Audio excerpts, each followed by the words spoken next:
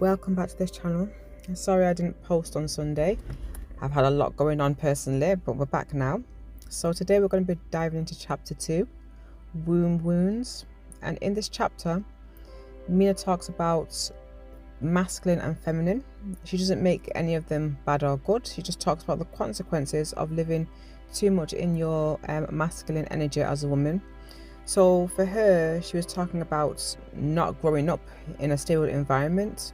So because of that, she had to lean on herself more than anything.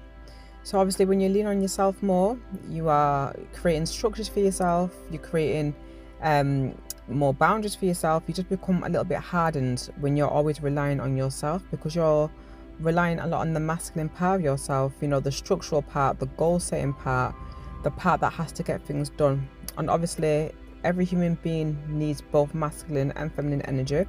But when a woman is too much on her masculine energy, obviously she can get burnt out, right? We can get burnt out when we're always doing. There's no fun, there's no fluidity, there's no relaxation. So she talks about that a lot in this chapter. You know, when she talks about sometimes the being over feminine, giving too much of yourself, you know, no structure whatsoever.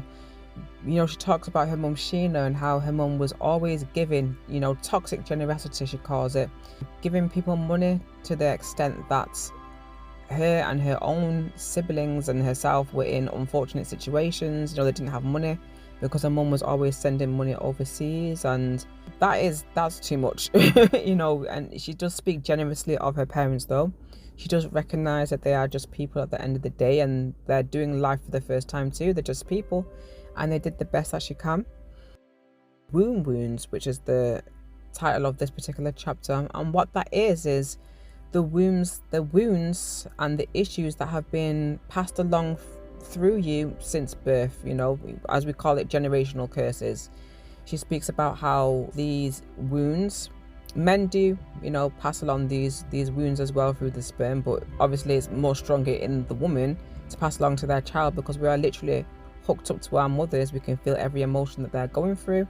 Sometimes this can go from generations and generations back. So she spoke about, because her mum was an overgiver and her dad was an overgiver, she had both sides of the coin, right? Both of her parents were overgivers to the point that it was a problem. So she had to deal with the womb wounds and the wounds of her father as well.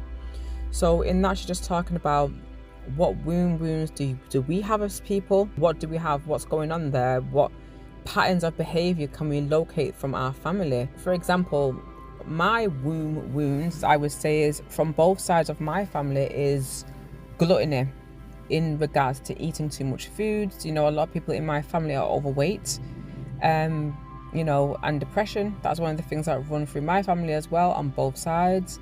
And it's very interesting, this particular part of the book, because I recognized this quite early on. You know, I always said to myself that I was never going to be overweight, or, you know, and when I started dealing with depression, I did everything I could to get out of that when I was younger, around 19. Even when I had my 2 children, I started to eat more, which is one of the symptoms of pregnancy, but it came about as a pattern, you know, comfort eating and all the rest of it. It never got to the point where I was overweight, but it was there and I recognized it, and I did everything I could to break those wounds. Even my grandma, she's the same. She overeats when she's depressed. A lot of people deal with this, but it's also passed down through the family.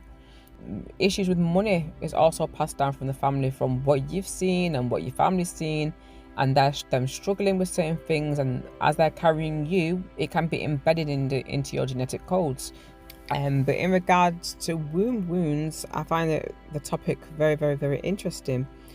In the summary, she also puts a little journal so we can, you know, look at the wounds that we have, you know, try our best to deal with those and sort things out and bring attention to those wounds so we can heal them, okay?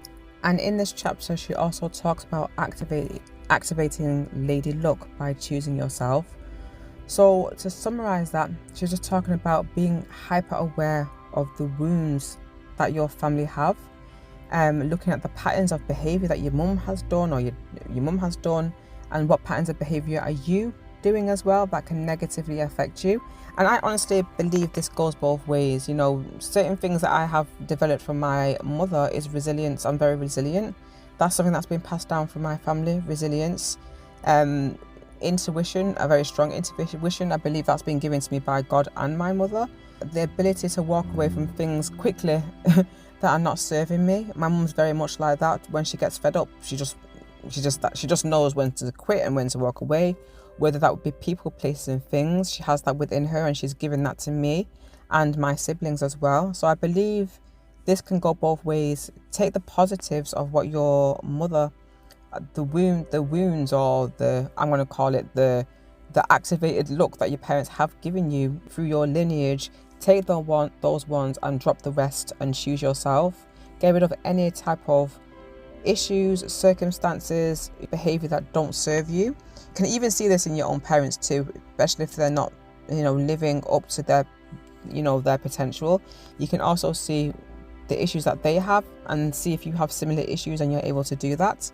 So thank you so much for listening. This was chapter 2, womb wounds. I will also put up the journals as well, so you can follow along with me and do these journal prompts together. But thank you so much for listening. I really appreciate your time. Happy manifesting, and we'll see you next time.